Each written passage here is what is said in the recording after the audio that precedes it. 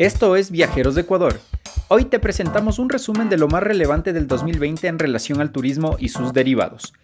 Ecuador comenzaba el 2020 con el calendario de feriados y la gente ya hacía maleta para disfrutar de ellos. Asimismo, el Tren Ecuador era sostenido por más de 1.500 emprendedores con sus 6 rutas activas, siendo la de la UCI la más demandada. Sin embargo, una nueva cepa de coronavirus atacaba al mundo y se temía por su propagación.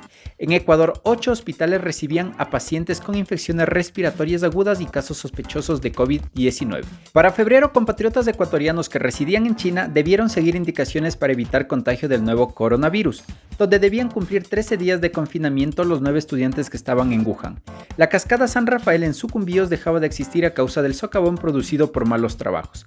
El país se alistaba para festejar el carnaval con una inversión de $2,2 millones y en Salinas hubo un desfogue de aguas que indignó a todos los ecuatorianos. En marzo, el viceministro de Salud descartaba cerrar las fronteras para detener al COVID-19 y pocos días después el COVID ya era considerado una pandemia mundial. Además, el COE nacional disponía restricciones de vuelos internacionales y así Ecuador entró en una emergencia sanitaria y cuarentena total. Además, 3.000 ecuatorianos pedían su retorno desde el exterior. El mes finalizaba causando temor en toda América Latina. Para abril se festejaba un domingo de Ramos inusual e histórico, sin la presencia de fieles y creyentes. Así también comenzaron los despidos masivos en el sector turístico y era uno de los más golpeados hasta entonces. Ya se hacía sentir el COVID en el país con aglomeraciones en todas las ciudades principales y se salía de control. Poco o nada podían hacer las autoridades y todas las reservas naturales en total confinamiento. En mayo el río Coca seguía destruyendo todo a su paso a tal punto que desapareció la cascada San Rafael y los ecuatorianos comenzamos a vivir la nueva normalidad. Como siempre, más casos de corrupción descubiertos y el gobierno anunciaba que vuelos comerciales nacionales e internacionales se reanudarían a partir del 1 de junio, algo que no funcionó y por supuesto viajeros que lleguen al Ecuador deben someterse a pruebas de COVID negativa. Y si no podía ser peor, comuneros esperaban nuevos proyectos tras la liquidación de ferrocarriles del Ecuador. Para junio el transporte, comercio y restaurantes reanudaron actividades en Quito luego de 78 días de confinamiento. Supuestamente el sector turístico de Quito se reactivaba con nuevas apuestas y según una encuesta de Quito Turismo, las pérdidas llegaron a $204 millones hasta entonces. El Inti Raymi en Otavalo y Cotacachi se suspendían, el sector hotelero de Atacames buscaba la aprobación de sus protocolos de bioseguridad para reanudar sus actividades. En julio Disney regresaba pese al avance del coronavirus. El sector hotelero en Ecuador acumulaba más pérdidas por el efecto de la pandemia, hasta tal punto que varios hoteles, hostales, lodge y demás cerraron sus puertas. Los destinos turísticos de Imbabura, Cotopaxi, Galápagos, Guayas, Azuay y otras provincias se reactivaban poco a poco a través de sus medios digitales y promociones. Playas de Allangue y Montañita de la provincia de Santa Elena eran mencionadas como parte del plan piloto de reapertura y Galápagos activaba el denominado corredor turístico seguro para reactivar la visita de sus turistas. Para agosto, los balnearios o playas del país se alistaban para recibir turistas. Sin duda existía una esperanza, aunque los COEs cantonales postergaban siempre esta reapertura.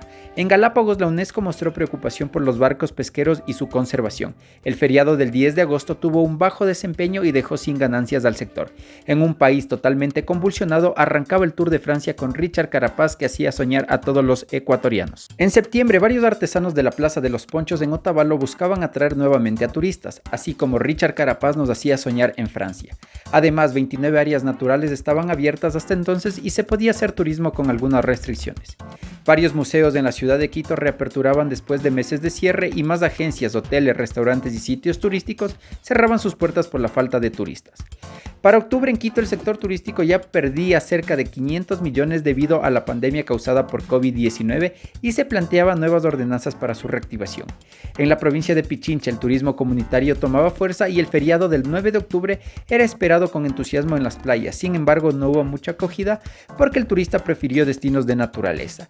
Para finalizar el mes, 151 negocios turísticos de Quito cerraron definitivamente debido a la pandemia. En noviembre las playas del Guayas eran cerradas por temor a un repunte de contagios de COVID-19. Atacames registraba una baja asistencia de turistas por el feriado y Tame se alistaba para vender sus aviones en diciembre. Así también se anunciaba que fiestas de Quito se suspendían presencialmente. Para sorpresa de todos, 9 vagones del tren transandino ecuatoriano se trasladaban la noche del 14 de noviembre desde Riobamba hacia Salcedo para su chatarrización. Pese a todo esto, Richard Carapaz quedaba en segundo lugar en la Vuelta a España y alegraba a todo el país. Diciembre arrancó con un Viva Quito virtual. En Galápagos el silencio se volvió muy habitual en varias zonas del archipiélago, ya que varios guías, restaurantes y prestadores de servicios turísticos se encontraban sin empleo. La visita al florecimiento de los Guayacanes se prohibió por aglomeraciones. La Federación Nacional de Cámaras de Turismo del Ecuador y del Guayas marcharon por el centro de Quito y de Guayaquil bajo la consigna Salvemos al Turismo, para ver si algo se podía rescatar y hacer un llamado a las autoridades. Y para rematar el año se decretó un nuevo estado de excepción que perjudicó totalmente al turismo en un 100%. Un año bastante convulso, complicado y lleno de sorpresas, desde actos de corrupción, reparto de hospitales y una pandemia que nos ha jodido a todos, despidos masivos, un presidente que no ha hecho nada, deudas por pagar e intereses que se acumulan día a día. Sin embargo, también hubo momentos alegres como ver golear a la Tri contra Colombia o a Richard triunfar en lo más alto del ciclismo profesional, o ver al Chito Vera pelearse por todo un país. Esperamos que este 2021 sea mejor en todo sentido para todos los ecuatorianos y sobre todo para nuestro sector turístico. Los mejores deseos para que se recupere pronto y vuelva todo a la normalidad. Gracias por acompañarnos, no se olviden de seguirnos en todas nuestras redes sociales como @viajerosecuador593 y recuerden que esto aún no ha terminado, no serán chunchos y protejan a toda su familia siguiendo todas las normas de bioseguridad. Esto fue Viajeros de Ecuador.